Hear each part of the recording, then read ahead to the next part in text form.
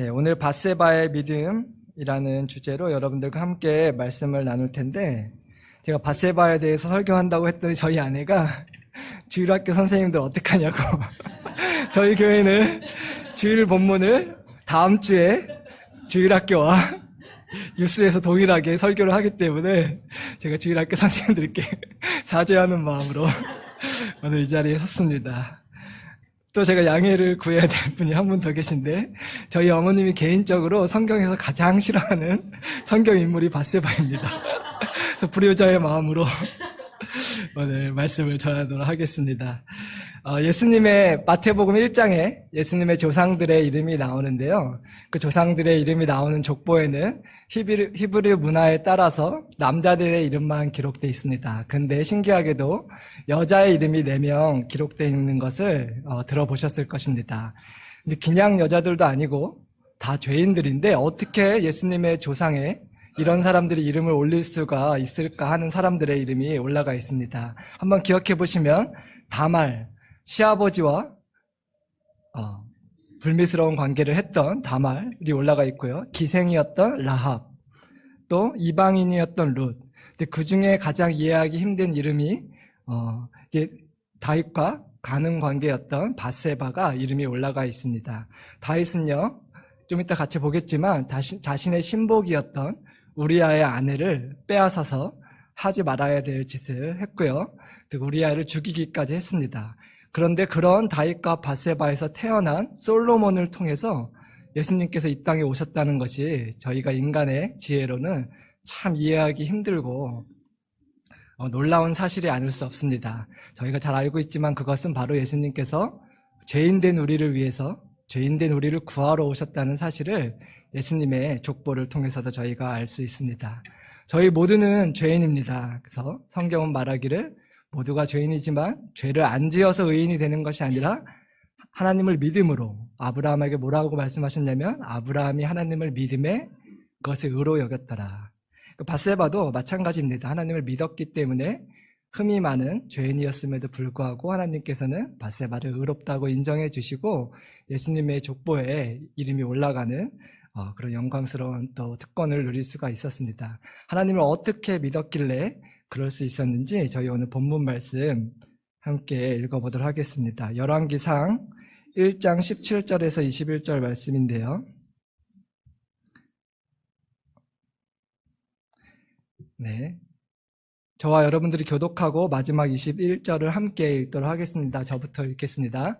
그가 왕께 대답하되 내 주여 왕이 전에 왕의 하나님 여호와를 가리켜 여종에게 맹세하시기를 네 아들 솔로몬이 반드시 나를 이어 왕이 되어 내 왕위에 앉으리라 하셨거늘.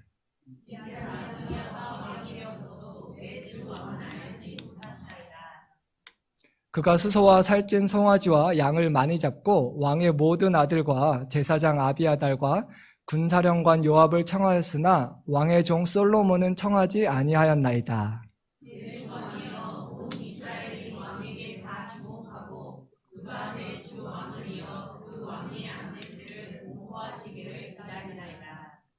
그렇지 아니하면 내 주 왕께서 그의 조상들과 함께 잘 때에 나와 내 아들 솔로몬은 죄인이 되리이다.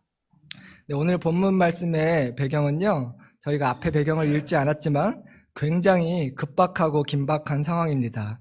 다윗이 70세가 돼서요, 죽을 때가 돼서 기력이 쇠해서 침대에 누워있기만 할 수밖에 없었던 그런 상황이었는데요.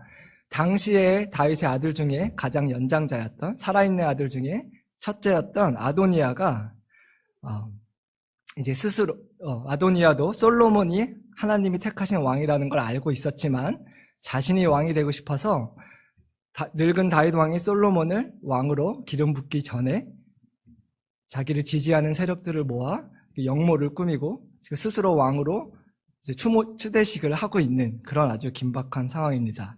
그때 이제 나단이 밧세바에게 귀뜸을 해줘서 아도니아가 지금 자기를 왕으로 이제 공식적으로 선포하고 있다. 빨리 다윗 왕에게 가서 하나님께서 솔로몬을 왕으로 선택하시지 않았냐고 빨리 우리 상황을 수습하자라고 말하고 있는 그런 긴박한 상황입니다. 얼핏 보기에는요, 밧세바의 믿음은 자기 아들을 왕으로 세우려는 그런 사심, 욕심으로 보일 수가 있습니다. 하지만 사실 이것은요, 굉장한 믿음의 고백이었습니다. 왜냐하면 나의 욕심을 이루려는 것이 아니라 하나님께서 하신 약속을 믿는 그 믿음의 고백이었기 때문입니다. 지금 돌아가는 상황과 환경을 보면 하나님의 말씀과 약속과 정반대대로 상황이 돌아가고 있음에도 불구하고 하나님께서 약속하신 것이 반드시 이루어질 것이라는 것을 믿는 수동적인 믿음이 아니라 믿기 때문에 다윗 왕에게 가서 지금 상황을 수습해야 된다고 담대히 말을 하고 있는 그런 믿음인 것을 볼 수가 있습니다. 역대상 22장 9절에 한번 보여주시면요, 하나님께서 다윗에게 해주신 약속이 명백하게 정확하게 기록되어 있습니다. 뭐라고 약속해 주셨는지 함께 읽어보도록 하겠습니다. 시작.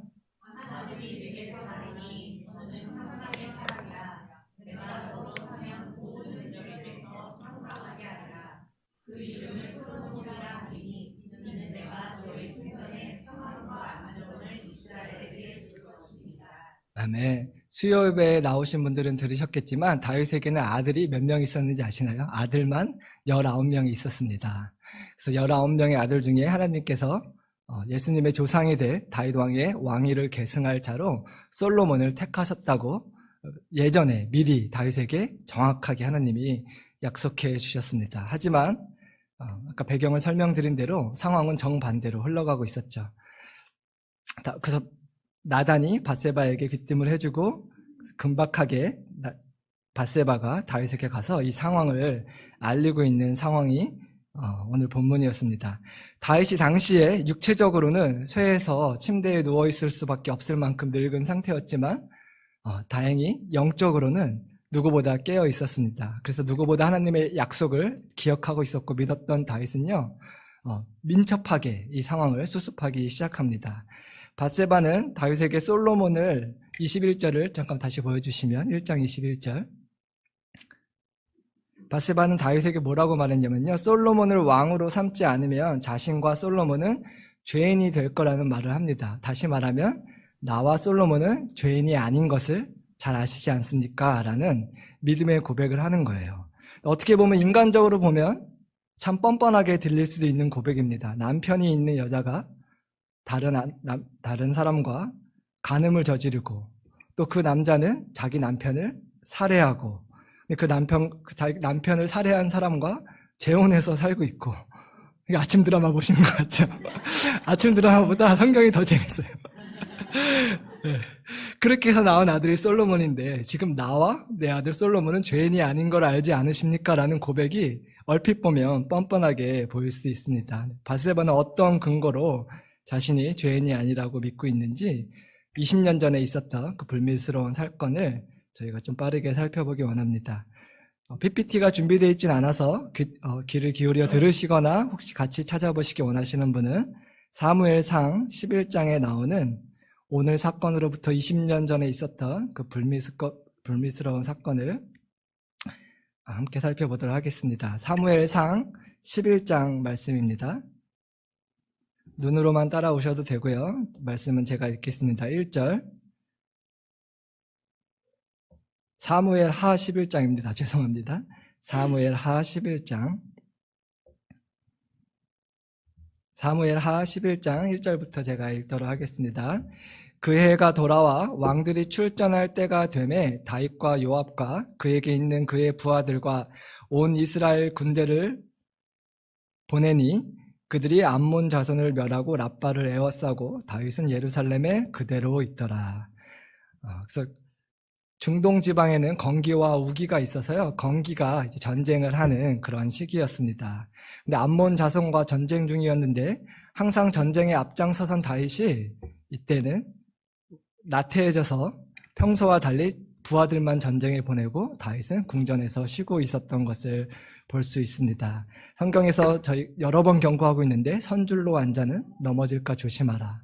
다윗이 젊었을 때는요, 이렇게 교만하지 않고 겸손해서 하나님을 잘 의지하고 하나님의 뜻대로 살았었는데 주변 국가들을 대부분 정리하고 정복하고 이제 50세쯤 된 다윗이 나태해져서 부하들만 전쟁에 내보내는 그런 배경이 다윗이 오늘 큰 죄를 저지르게 된 시작이라고 저희가 볼 수 있습니다. 그래서 저희도 돌아보고 조심했으면 좋겠습니다. 저희가 오히려 환난 가운데 있을 때는 하나님을 의지하고 하나님과 멀어지지 않는데 이제 하나님께서 복을 주시고 상황이 좋아지면 점점 하나님께 멀어지고 영적으로 나태해지고 그것이 죄에 빠지는 시작이 되기 때문입니다.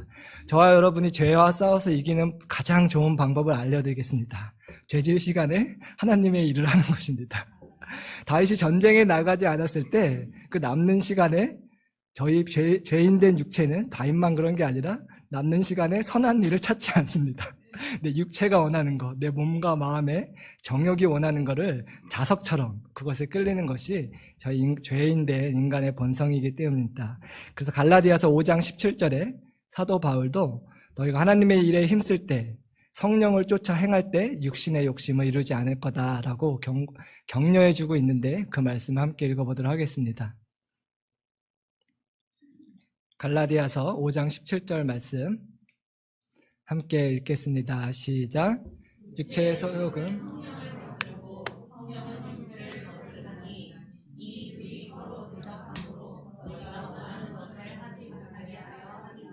아멘. 죄된 저희 육체가 원하는 것을 하지 못하게 하는 가장 성경적인 방법은 성령님이 원하시는 일에 하나님의 일에 힘쓰는 것인 줄 믿습니다. 그래서 하나님께서 저희 도움이 필요하셔서 하나님의 일을 시키시는 게 아니라 저희는 엄밀히 말해서 방해만 안 하면 다행이거든요. 그럼에도 불구하고 우리를 위해서, 우리를 깨어있게 하기 위해서 성령의 소욕을 쫓아 살게 도와주시기 위해서 저희를 부르시는 줄로 믿습니다. 근데 다윗은 안타깝게도 그렇게 하지 못했습니다. 2절. 저녁 때 다윗이 그의 침상에서 일어나 왕궁 옥상에서 거닐다가 그곳에서 보니 한 여인이 목욕을 하는데 심히 아름다워 보이는지라. 당시 예루살렘 도시의 구조는요, 왕궁에서 옥상에서 내려다보면 다른 집들, 지붕이 내려다볼 수 있는 구조였습니다. 제가 이 말씀을 보면서 도대체 다윗의 시력은 몇이었는가 궁금하게 됐습니다. 근데 생각해보니까 밧세바가 장군의 아내였잖아요. 그 장군이었으면 아마 집이 왕궁 중상층이었기 때문에 왕궁 근처에 가까운 곳에 집이 위치했던 것 같습니다. 그래서 다윗이 실제로 눈도 좋았을 것 같고요. 기억하시죠? 돌팔매를 던졌을 때 한 번에 골리앗의 이마를 맞췄던 2.0 이상의 시력을 갖고 있었던 다윗이 하나님이 주신 그 시력으로 보지 말아야 될 것을 보고 말았습니다. 본 것은 죄가 아니죠. 근데 빨리 돌이키고 그것을 묵상하지 말았어야 되는데 주목하여 보고 그 본 것을 묵상하는 것이 문제였습니다.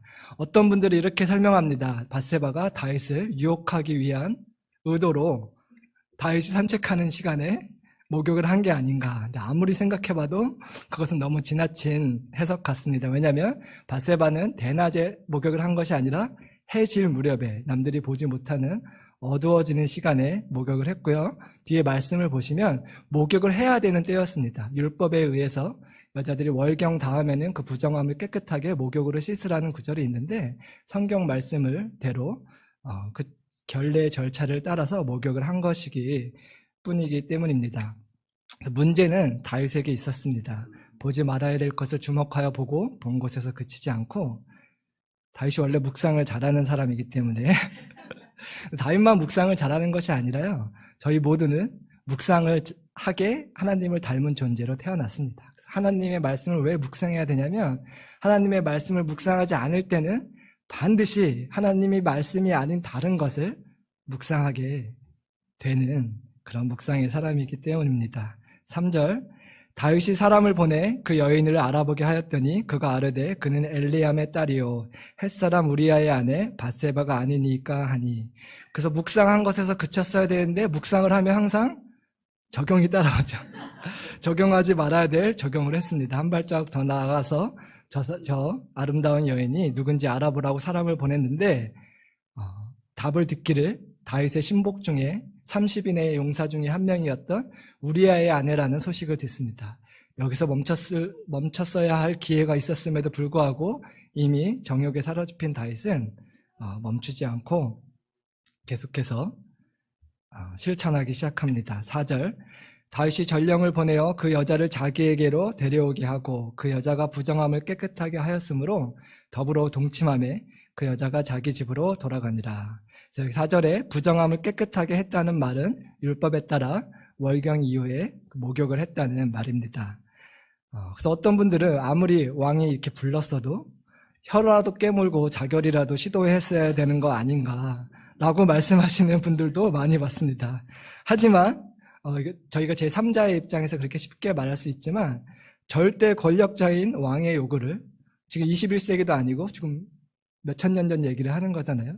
절대 권력자인 왕의 요구를 거절하는 것은 아니면 소리를 질러서 저항이라도 하는 것은 결코 쉽지 않았을 것입니다. 그래서 아무리 봐도 이것은 위력에 의한 성범죄라고 볼 수가 있습니다.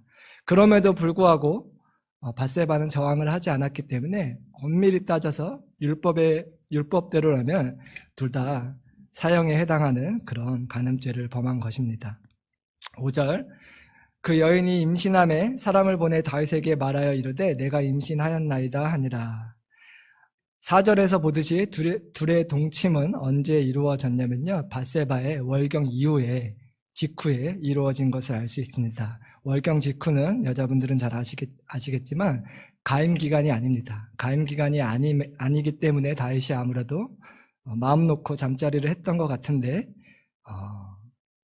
임신을 하게 돼 버렸습니다.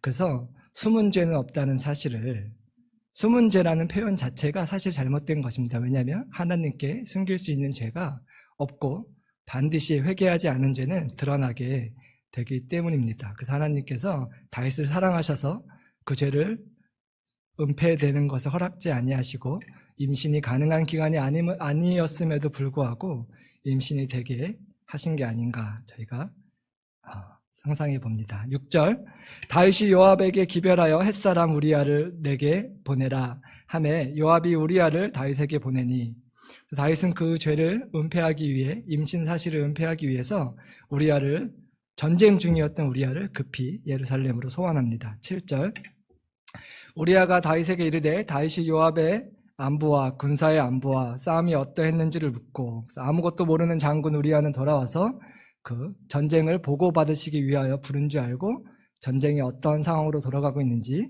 왕께 보고를 합니다. 8절 그것도 우리아에게 이르되 내 집으로 내려가서 발을 씻으라 하니 우리아가 왕궁에서 나가매 왕의 식물이 뒤따라 가니라.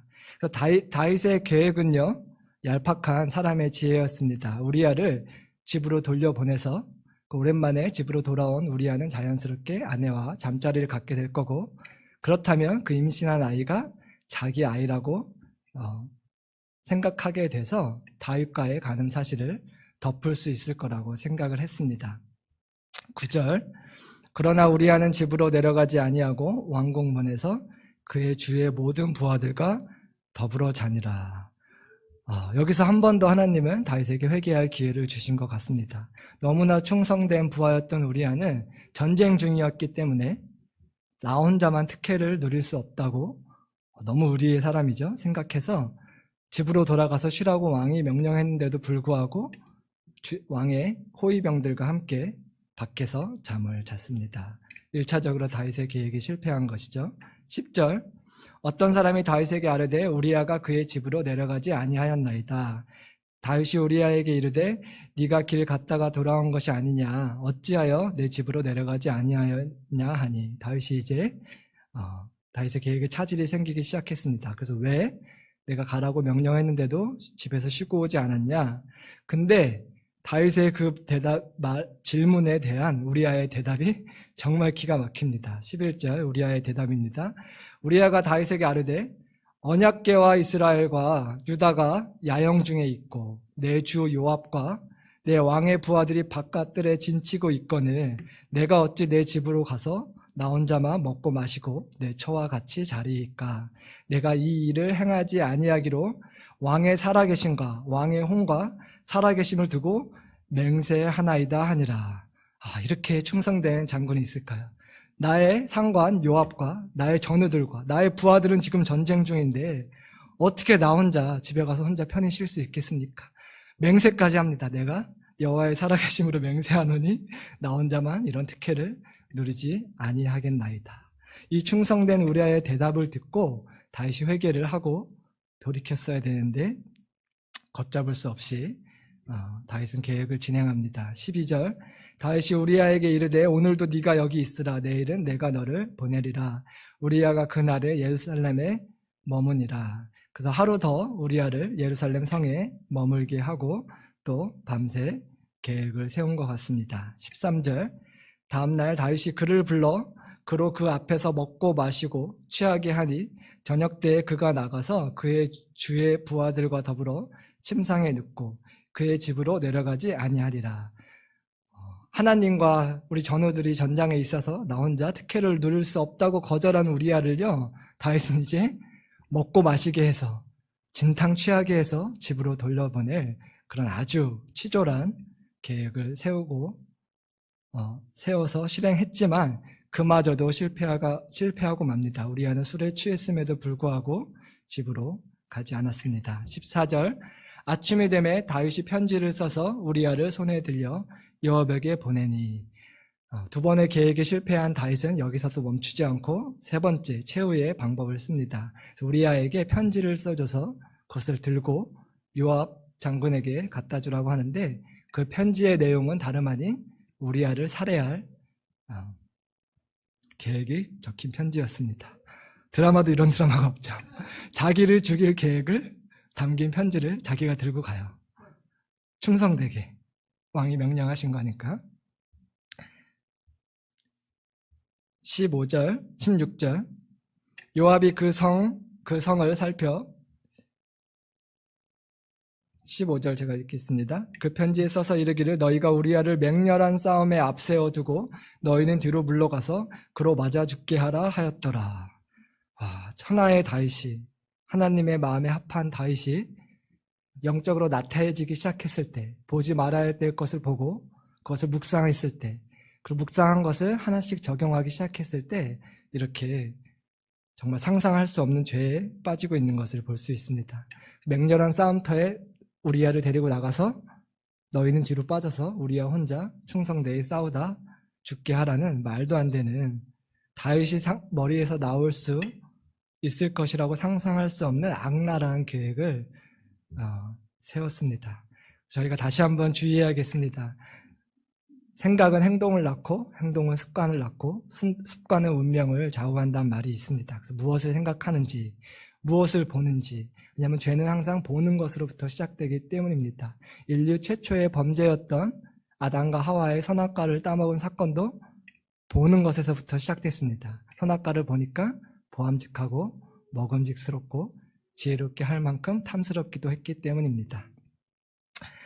17절 그 성 사람들이 나와서 요압과 더불어 싸울 때에 다윗의 부하 중 몇 사람이 엎드려지고 햇사람 우리아도 죽으니라. 그래서 다윗의 계획대로 요압이 실행을 해서 우리아만 죽은 것이 아니라 우리아가 부하들과 함께 다윗의 명령대로 얼마나 충성된지 모르겠어요. 불가능한 전투를 시켰는데도 왕이 명령하신 거니까 내가 죽을지언정 나는 왕의 명령을 끝까지 따르다 죽겠다 말 그대로 목숨 걸고 싸우다가 죽음을 맞이한 것입니다. 그래서 그 죽었다는 소식을 요압에게 전해 듣고 이제 넘어가겠습니다. 쭉 넘어가서 다윗이 이제 자신의 계획이 드디어 성공했다는 것을 알고 안심을 합니다. 26절 우리아의 아내는 그 남편 우리아가 죽었음을 듣고 그의 남편을 위하여 소리 내어 우니라. 남편이 죽었다고 소식을 들은 밧세바는 소리 내어 울었습니다. 권력에 의한 성범죄 피해자가 된 것도 서러운데 자기 사랑하는 남편이 죽었다는 소식을 듣고 울지 않을 수가 없었습니다. 그래서 율법에 따라 7일 혹은 30일간 애도하는 기간을 가졌을 것 같습니다. 그래서 나라의 중요한 인물일 경우에는 30일, 보통 사람일 경우에는 7일을 그 사람을 위해서 애도하는 기간을 가지라고 율법에 명해져 있기 때문입니다. 그래서 밧세바가 임신한 지 27절 그 장례를 마침에 다윗이 사람을 보내 그를 왕궁으로 데려오니 그가 그의 아내가 되어 그에게 아들을 낳으리라. 나으니라. 다윗이 행한 일이 여호와 보시기에 악하였더라. 밧세바가 당시에 임신한 지 벌써 2-3달이 되어서 배가 불러올 때가 되었습니다. 다윗은 자신의 간음 사실을 은폐하기 위해서 장례가 끝나자마자 밧세바가 배가 불러오기 전에 급히 자기의 아내로 맞이하고 잠자리를 갔습니다. 그래서 혼전 임신 사실을 숨기기 위한 다윗의 또 마지막 계획이었습니다. 하나님이 보시기에 악하였다고 기록하고 있습니다. 12장 계속해서 보겠습니다. 12장은 한 절 한 절 보지 않고요. 12장의 내용을 요약해서 여러분들에게 말씀해 드리겠습니다. 그래서 자신의 모든 계획이 성공한 줄 알고 안심하고 있었던 다윗은요, 하나님께서 인내하시면서 기다리고 있는 것을 몰랐습니다. 하나님께서는 하나님이 보시기에 악한 일을 행한 다윗이었지만 바로 책망하시고 심판하시는 대신에 다윗이 스스로 죄를 깨닫고 회개할 수 있는 기회를 주셨습니다. 그 기회는 하루 이틀이 아니었고요. 적어도 8개월, 최소한 8개월 이상 기간을 주신 것을 알 수 있습니다. 왜냐하면 다윗과 밧세바에서 생긴 아이가 태어난 이후에 나단 선지자가 책망하러 왔기 때문에 적어도 1년 정도 이상의 시간이 지난 것으로 볼 수 있습니다. 그렇게 기다려도 하나님께서 기회를 주셨지만 회개하지 않자 하나님께서는 어쩔 수 없이 다윗의 동역자이자 멘토이자 하나님의 사람이었던 선지자 나단을 다윗에게 보내서 다윗의 죄를 드러내시고 지적하십니다. 나단이 어떤 방법을 썼냐면요, 제3자의 이야기인 것처럼 어떤 이야기를 들고 와서 다윗에게 이야기를 합니다. 어떤 부자와 가난한 사람이 있습니다. 나단이 다윗에게 들려준 이야기입니다. 이런 일이 일어났다고 없는 이야기를 지금 다윗을 회개하기 위해서 지어내서 말을 하고 있는 것입니다. 저희 예루살렘에 부자가 있고 가난한 사람이 있는데 그 부자는 하나님께 복을 주셔서 심히 양이 많고 가축이 많은 부자가 있었고, 가난해서 양이 딱 한 마리밖에 없는 가난한 사람이 있었습니다. 근데 그 부자가 어떤 손님이 오니까 자기 양 중에 한 마리 양을 잡지 않고 그 가난한 사람이 갖고 있는 그 한 마리의 양을 탐내서 그것을 잡아서 그 양은 그 가난한 사람에게 전부였을 뿐만 아니라 나단의 이야기를 보면 어렸을 때부터 사랑하고 아끼고 돌보는 자기 딸과 같은 양이었다고 합니다. 근데 그 양을 죽여서 그 손님을 대접했다. 이런 사람이 있는데 어떻게 해야 되겠습니까? 다윗에게 이야기를 하니까 다윗이 극대노를 하면서 분노를 하면서 어떻게 그런 악랄한 사람이 이스라엘 가운데 존재할 수가 있냐. 내가 하나님의 살아계심을 두고 맹세하노니 그 사람은 마땅히 죽어야 된다. 그리고 그 훔친 양을 4배나 율법에 따라서 4배를 갚아줘야 한다라고 말을 합니다. 내로남불이라는 정말 사자성어가 여기서 사자성어가 아니죠. 정말 내로남불의 끝판왕을 보여주는 그런 발언을 합니다. 얼마나 무서웠을까. 근데 얼마나 나단도 쉽지 않았을까요? 다윗이 그렇게 말하자 나단이 뭐라고 말하죠? 왕이시여, 그 사람이 바로 당신입니다. 자신의 친구에게 이 말을 하는 친구이자 동역자이자 사랑하는 다윗 왕에게 그 말을 하는 나단의 마음도 정말 깨졌을 것 같습니다. 율법에 의하면 간음한 다윗과 밧세바는 죽어 마땅한 사람이었습니다. 그리고 다윗은 그 사실을 자기 입으로도 시인하고 인정하고 선포했습니다. 그리고 죽을 뿐만 아니라 훔친 것의 4배를 갚아줘야 된다는 말을 했습니다. 하나님께서는 나단을 통해서 다윗의 집에 영원토록 칼이 떠나지 않을 거다라는 심판을 내리십니다. 그래서 하나님이 내리신 심판대로 그 칼이 떠나지 않을 거라는 말이 무슨 말이냐면요, 다윗 왕의 19명의 아들들이 있었잖아요. 나중에 보면 아주 난장판의 드라마가 펼쳐집니다. 첫째 아들이 압살롬의 여동생 이복 누이를 간음하고, 그래서 그 이복 누이의 오빠인 압살롬은 분노해서 첫째 아들을 죽이고, 둘째 아들은 어떻게 죽었는지 나오진 않았지만 아마도 전쟁에서 죽은 것으로 추측이 되고요. 또 넷째 아들 아도니아는 나중에 솔로몬에 의해서 숙청되고, 근데 정확히 4명의 아들이 죽었어요. 다윗이 뭐라 그랬죠? 4배나 갚아줘야 할지니라. 남의 주 귀한 자식을 죽인 대가로 자기 아들 4명을 잃는 끔찍한 벌을 하나님이 내리신 게 아니라 왕으로서 자기가 선고한 그 벌을 받은 것입니다. 그런데 왜 다윗과 밧세바를 하나님께서 용서해 주신 것인지 13절에 같이 보도록 12장 13절을 제가 읽도록 하겠습니다. 다윗이 나단에게 이르되 내가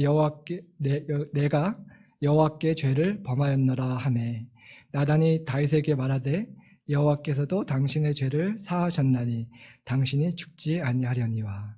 다윗이 진심으로 뉘우치고 회개했기 때문에 하나님께서는 다윗은 죽이지 않으시고 죄의 값은 받게 하셨지만 죄의 결과는 겪게 하셨지만 다윗은 용서해 주신 것을 저희가 13절을 통해서 볼 수 있습니다.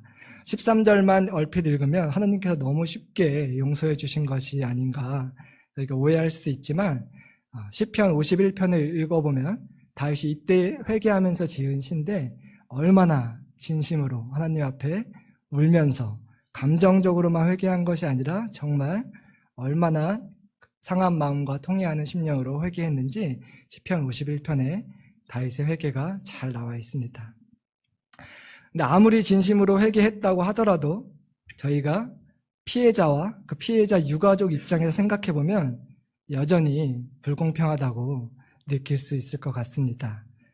14절 보겠습니다. 이 일로 말미암아 여호와의 원수가 크게 비방할 거리를 얻게 하였으니 당신이 낳은 아이가 반드시 죽으리다 하고, 하나님께서 회개한 다윗을 용서는 해주셨지만 그 다윗과 밧세바 사이에서 그 불륜 관계에서 태어난 아이는 죽을 것이라는 심판을 내리십니다. 왜냐하면 누군가는 그 죄값을 치러야 하기 때문이었습니다. 그리고 그 아이가 아프게 되어서 다윗은 7일간 금식하며 하나님께 그 아이를 살려달라고 금식하며 기도하는 것을 볼 수 있습니다.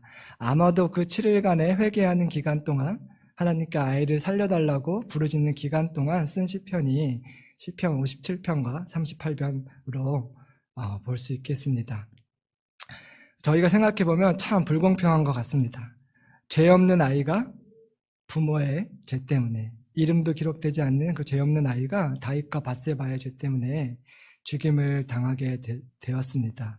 이것이 성경적으로 굉장히 이해하기 어려운 사실인 이유는요, 에스겔서와 예레미야서에 하나님께서 분명히 말씀하시기를 각 사람이 자기 죄로 인해서만 죽지 부모의 죄 때문에 자식이 죽는 일은 결단코 없을 것이라고 하나님이 말씀하셨기 때문입니다. 이 이해하기 어려운 사실을 저희는 어떻게 이해할 수 있을까요? 저는 이해할 수 없습니다. 답을 아시는 분은 알려주시면 감사하겠습니다. 다 이해할 수 없지만 이 사실보다 더 이해할 수 없는 사실이 있습니다. 이 사실을 이해할 수 없다면 저희는 얼마나 더 죄가 없는 하나님의 아들이 저희 대신 죽어주신 사실에 감사해야 되는지 생각해보고 묵상해 볼 수는 있을 것 같습니다.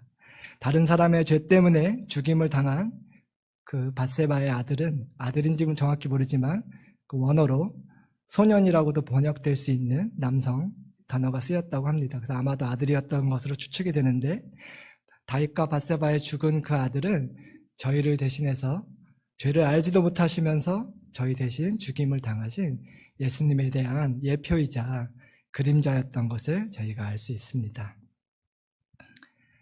24절 계속 읽겠습니다. 다윗이 그의 아내, 그 아이가 죽은 이후에 24절, 다윗이 그의 아내 밧세바를 위로하고 그에게 들어와 그와 동침하였더니 그가 아들을 낳음에 그의 이름을 솔로몬이라 하니라. 여호와께서 그를 사랑하사. 밧세바를 24절부터는요, 밧세바를 뭐라고 표현했는지 혹시 주목해서 보시면 다윗이 그의 아내 밧세바를 위로하고 이렇게 표현합니다. 더 이상 밧세바를 우리아의 아내라고 성경이 표현하지 않고 다윗의 아내라고 표현하고 있습니다. 그것은 무슨 말이냐면 다윗이 짓지 말아야 될 죄를 지었지만 진심으로 회개했고 죽어야 될 다윗 대신 다윗보다 더 귀한 자식의 생명이 자기보다 더 귀하잖아요, 부모에게는. 그래서 그 죄값을 그 어린아이가 대신 치렀기 때문에 이제 하나님께서 용서해 주시고 다윗과 밧세바를 더 이상 불륜 관계로 보시는 게 아니라 용서받은 이후의 관계이기 때문에 합법적인 결혼 관계로 인정해 주신다는 것을 다윗의 아내라는 표현을 통해 저희가 볼 수 있습니다. 그래서 솔로몬이 자기 형이 모든 죄값을 치른 다음에 태어난 아이이기 때문에 하나님께서는 솔로몬을 사랑하셨다고 표현합니다. 저와 여러분이 바로 그 솔로몬과 같은 존재입니다. 예수님께서, 죄를 알지도 못하는 예수님께서 저와 여러분의 죄값을 대신 지불해 주셨기 때문에 그걸 믿고 하나님의 자녀로 거듭난 태어나게 된 저와 여러분은 하나님의 사랑받는 존재인 것을 믿으시기 바랍니다. 그런데 아무리 하나님께서 이렇게 인정해 주시고 용서해 주셨다고 하더라도 사람들은, 저희 어머니처럼 사람들은 여전히 손가락질하고 뒤에서 수군거렸을 것 같습니다. 그래서 아마도 20년 동안 솔로몬은 왕이 되기 전까지 언제 형에게 죽임당할지 모르는 그 위태로운 상황에서 사람들의 손가락질을 감수하고 당하면서 숨죽이고 살지 않았을까 저희는 추측해 볼 수 있습니다. 그래서 사람들은요, 솔로몬뿐만 아니라 밧세바도 왕비의 자격이 없다고 남의 남편을 자기 남편을 죽인 사람과 함께 살고 있는 밧세바를요 얼마나 역행했어요. 그래서 너는 왕비의 자격이 없다고 대놓고 말하는 사람도 있었을 것 같고 뒤에서 많은 사람들이 정죄하고 수군거렸을 것 같습니다. 하지만 밧세바는요 하나님의 대속의 은혜를 믿었습니다. 밧세바가 믿었던 것은 나의 생명보다 귀한 내 아이가 나를 대신해서 죄값을 지불했기 때문에 하나님께서는 나와 다윗과 새로 태어난 솔로몬을 용서해 주신 것을 믿었습니다. 사단도 마찬가지로 끊임없이 우리를 향해 수군거리고 손가락질하고 정죄합니다. 너 같은 죄인이 어떻게 그리스도의 신부의 자격이 있냐고 저희를 정죄하는 게 사단의 일입니다. 정죄감이 느껴질 때 너무 사단을 나무라지 마세요. 자기 해야 될 일을 신실하게 하고 있는 것뿐입니다. 사단을 나무라는 대신에 밧세바가 하나님의 약속의 말씀을 믿었던 것처럼 저희도 믿음의 고백을 했으면 좋겠습니다. 우리 대신 죽임을 당하신, 나 대신 죄의 값을 치러주신 예수님을 기억할 때 모든 정죄감은 사라지고 저희가 사랑받는 주의 자녀인 것, 순결한 그리스도의 신부라고 하나님께서 말씀해 주실 줄로 믿습니다. 이제 말씀을 정리하면서 몇 가지만 더 얘기하도록 하겠습니다. 사실 예수님의 족보에 자세히 보시면 마태복음 1장에 제가 밧세바의 이름이 기록되어 있다고 말씀을 드렸는데 사실 밧세바란 이름은 기록되어 있지 않습니다. 집에 가셔서 마태복음 1장을 찾아보시면 우리아의 아내 다윗은 우리아에게 아내에게서 솔로몬을 낳고 이렇게 기록되어 있습니다. 왜 이렇게 기록해 놓으셨는지 저는 다 알 수 없지만 한 가지 보면서 들었던 생각은 하나님께서 억울한 우리아의 마음도 돌아보셨구나. 성경에 기록됐을 때는 우리아의 아내라고 하나님이 기록해 주심으로 하나님이 다윗만 사랑하신 것이 아니라 밧세바만 사랑하시고 솔로몬만 사랑하신 것이 아니라 억울하게 죽은 피해자인 우리아도 기억해 주신 것이라고 우리아의 마음이 참 좋았겠다 이런 묵상을 해보았습니다. 그래서 이 말씀을 마치겠습니다. 다윗과 밧세바의 첫 번째 아이는 초림 때에 우리를 위하여 십자가를 지신 대신 죽어주신 예수님의 그림자이고 예표인 것을 저희가 보았습니다. 근데 첫 번째 아이만 예수님의 예표가 아니라 하나님께서 두 번째 주신 아이 솔로몬도 마치 재림 때에 예수님을 예표하는 사람인 것을 저희가 알 수 있습니다. 왜냐하면 예수님께서 솔로몬처럼 평강의 왕으로 다시 오시기 때문입니다. 근데 상황은요, 당시 상황을 저희가 봤지만 당시 상황은 어떤 상황이었냐면 아도니아가 스스로 자기를 왕으로 높이고 선포하고 반역을 일으키고 있는 그런 상황이었습니다. 근데 지금 상황이 그거랑 똑같은 거 아세요? 아도니아가 스스로 왕이 되어 자기를 높였듯이 이 세상 임금인 사단도 하나님께 반역을 해서 마치 자기가 왕인 것처럼 스스로 자기를 높이고 세상을 다스리고 저와 여러분을 열심히 정죄하고 손가락질하고 있습니다. 하지만 기쁜 소식 전해드리겠습니다. 솔로몬이 때가 되자 기름을 부어 왕이 된 것처럼 이제 곧 하나님께서 기름 부으신 왕, 영원한 평강의 왕, 왕의 왕, 주의 주 되신 예수님을 이제 온 세상의 왕으로 높이실 날이 곧 오는 줄로 믿습니다. 솔로몬이 왕이 되는 모습을 통해서 우리 예수님의 다시 오시는 모습을 저희가 묵상해 볼 수 있는데요. 마지막으로 1장 38절에서 40절, 하나님의 때에 하나님께서 솔로몬을 20년 동안 숨죽여 살았던 솔로몬을 때가 되자 왕으로 기름 부으시는 장면을, 우리 예수님께서 다시 오시는 장면을 상상해 보면서 같이 저희 일어나서 읽을까요? 읽어봤으면 좋겠습니다. 우리 예수님을 상상하시면서 함께 읽어보도록 하겠습니다. 시작.